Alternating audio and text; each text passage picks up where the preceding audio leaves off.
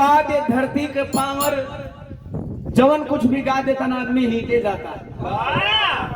अब इन कभी जी एगो धुन के इतनी इंसान कापी भइल बा बनावत तनी खैनी ओकरी बात कई गो गीत करे पर अब इन हाल ही ये सब खूब बजले सब। आप लोगों ने बहुत प्यार दुलार दिया। ई फिर एगो गीत गोले बनी 1 महीना लगातार ट्रेनिंग में रहो। हमारो और शिल्पी राज का गावल गीत बा गर्मी के महीना में मर्द के भी परेशानी है मेहरारू को भी परेशानी है। सच है ये बात हम वाह वाह कमल कोन साच ये बाजे भी बैठल बाते अपन कमछी हिलावत हे भगवान तनिक और तेज बह जा तेज बह जा। अच्छा एगो बात बता दो यही बहने पानी आ जाई यही बहने रवीना हचक के पानी आ जात मन को बिरहा बंद हो जी जा तारा देख भी चल जा तारा कहीं नु प्यार वाली ना पा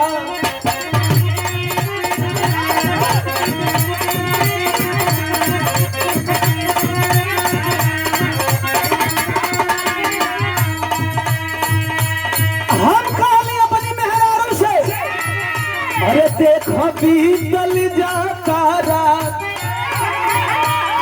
कोई नु प्यार वाली ना बात काहे बैठल बारू हो अरे काहे बैठल बारू काहे बोलत नहीं खूब बैठल बारू ई हवा फुलवलू काहे मुहवा रे धानी काहे बोलत नहीं खूब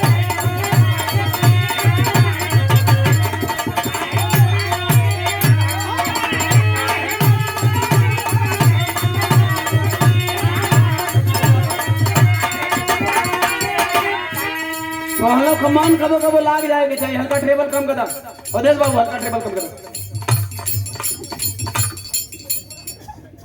है हमार सवाल रहे शिल्पी राज से शिल्पी राज कहते मजबूरी नु बा हमार हम कहीं तो हर कौन मजबूरी बा तू हमेशा मजबूरी में रहलो मेहरारू कहती घर में कूलर बहाना एसी तनी हम नहीं है देसी घर में कूलर बहाना एसी गरमी लागत बड़ुए बेसी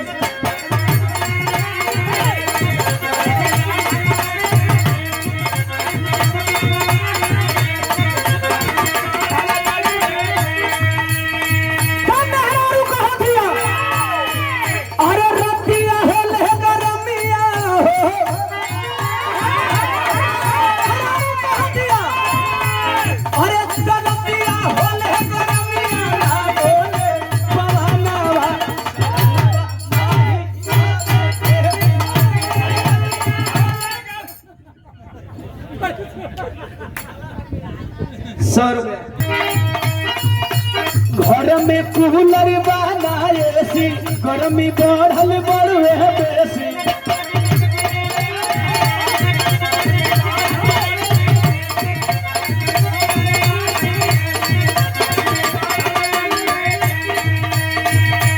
घर में कूलर बहाना एसी गर्मी बढ़ल बड़ुए बेसी रतिया होले गर्मिया हो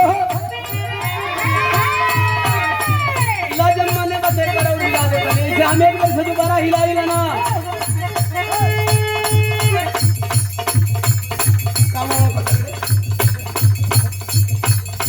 मेहरारू कहाँ दिया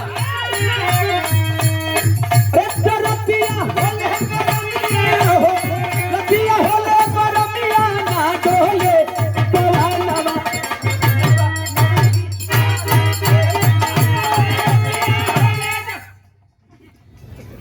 हम कनी पगला इले बाड़ू तोर बाबू एशिया ना जनत लगवाई कहां रे पीछवा लगवा लो घरवा के पीछे ना ओकर बाबू ना देहन एक बात हम कहले बनी समझावत अरे आजू के रतिया मान ले बुपतिया मरद मेहरारू का फुसलावता अरे आजू के रतिया मान ले बुपतिया जीत न करो बेसी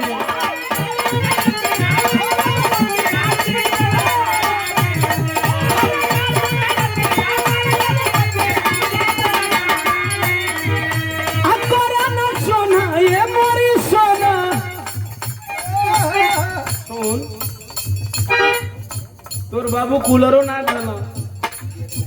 आजकल खाली दहेज पर आदमी सुविधा मांगत लेकिन खातिर तोर बाबू कूलरो ना देना, पंखो ना देना, एसी लगवा खातिर कहते एसी तेरे बाबू घर ले आई। मर्दा कहता लेकिन कहत रही तो फिर हमें परेशानी होता जब हम सुतम घर में तू सुत भी सारा में नया नया गौना भइल बा। परछावन पर पेनो ना देलो। बेनवा मिल जाला मर्दवा, बेनवा ऊपर सहेलिया लिया के दे देली सब। हौ नरैया सरैया वाला मरद कहा था अरे करा ना सोना ये मोरी सोना बिहन लागी एसी।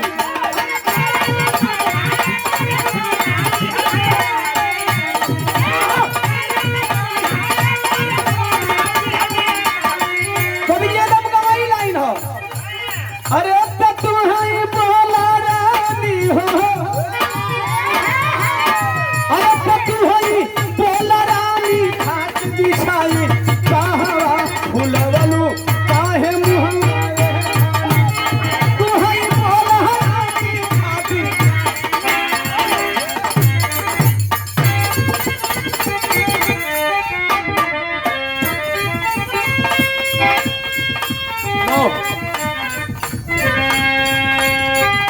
एक लाइन इस समय बदे यह बहुत जरूरी है।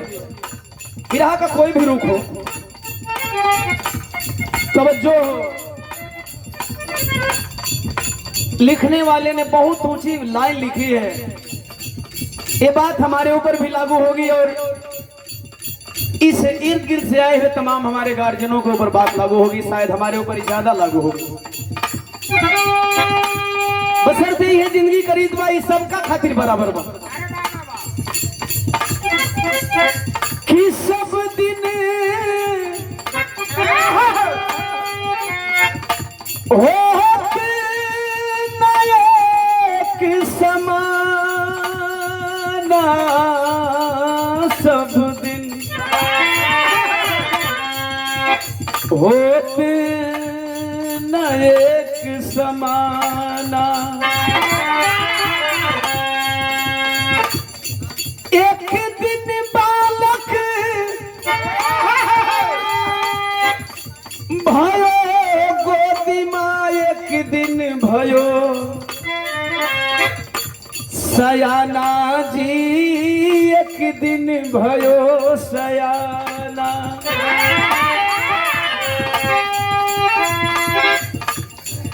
एक दिन